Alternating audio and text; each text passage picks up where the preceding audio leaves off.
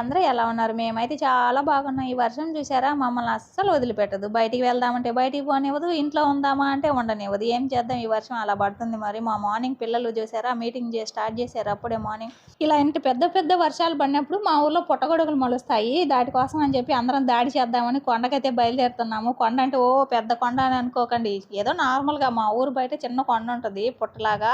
ఆ పుట్ట మీద ఏమన్నా మొలుస్తుంటాయేమో చూసేద్దామని చెప్పి ఇంక అందరం బయలుదేరి వెళ్తున్నాము. సిటీలో పుట్టగొడుగులు తిని తిని బోర్ కొట్టేసింది. ఇలా నాటు పుట్టగొడుగులు చేసుకొని తింటే ఉంటుందండి, సూపర్ ఉంటుంది. మేమైతే అందులోకి అలసంద వడలు వేసుకొని తింటాము. సూపర్.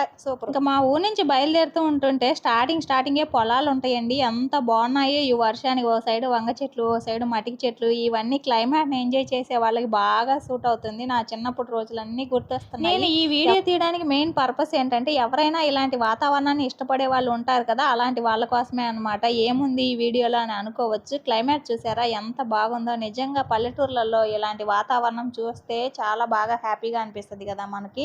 ఇంకా మాకు దారి మధ్యలో వెళ్తూ ఉంటే తంగడి చెట్లు అలాగే నల్లేరు కనిపించింది అనమాట. నల్లేరు చాలా కాస్ట్ అండి, హెల్త్ బెనిఫిట్స్ కూడా చాలా ఉన్నాయి. అమెజాన్లో అయితే చాలా కాస్ట్ చెప్పారు. నేను ఒకసారి చూస్తే ఇంకా తంగేడు పూలు మనం చెప్పనవసరం లేదు కదా, బతుకమ్మ పండగకి బాగా వాడతారు కదా ఈ తంగేడు పూలు. మా ఊర్లో కూడా ఏదో గొబ్బెమ్మను పెట్టినప్పుడు సంక్రాంతి టైంలో ఆ టైంలో వాడతారు అనమాట. ఇంకా నేను వెళ్తూ ఉంటే బ్రహ్మజిముడు, నాగజిముడు అని చెట్లు ఉంటాయి కదా, అవి కూడా కనిపించాయి. తర్వాత వచ్చేసి బల్జి చెట్టు మీకు ఎవరికైనా గుర్తుందా? దీనికి కాయలు కూడా కాస్తాయి, తింటారు కూడా, చాలా స్వీట్గా ఉంటాయి. కాకపోతే ఇప్పుడు ఆకులు అయితే లేవన్నమాట. మేకలు గొర్రెలు తిరుగుతూ ఉంటాయి కదా, అవన్నీ తినేసాయి అనమాట. కాకపోతే కొంచెం పిందెలు ఉన్నాయి, అవి మాగేంత వరకు వెయిట్ చేయాలి. ఇంకా మా వేట అయితే సాగింది. అక్కడక్కడ కనిపించాయి పుట్టగొడుగులు.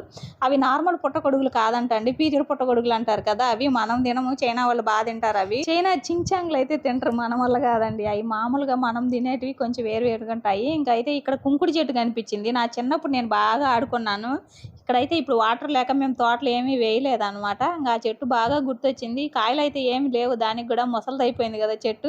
ఇంకా వెళ్తూ ఉంటే కలికాయ చెట్టు కనిపించింది, అది కూడా చెట్టు పాడైపోయిందండి. ఇంకేం చేద్దాం, కొమ్మలు తెంచుకొని తింటున్నాను. ఇంకా అలా వెళ్తూ ఉంటే మా ఊరికి అంతటికి గాను ఒక్క తెల్ల జిల్లేడు చెట్టు కనిపించింది. జిల్లేడు చెట్లు అంటే చాలా ఉంటాయి, కాకపోతే తెల్ల జిల్లేడు చెట్టు స్పెసిఫిక్గా ఎందుకు చెప్పానంటే, అవి దేవుడికి పెడతారు కాబట్టి. ఇదో ఇలా వైలెట్ కలర్ జిల్లేళ్ళు కూడా ఉంటాయి, అవి పెట్టరు అనమాట, ఎక్కువ వైట్ పెడతారు.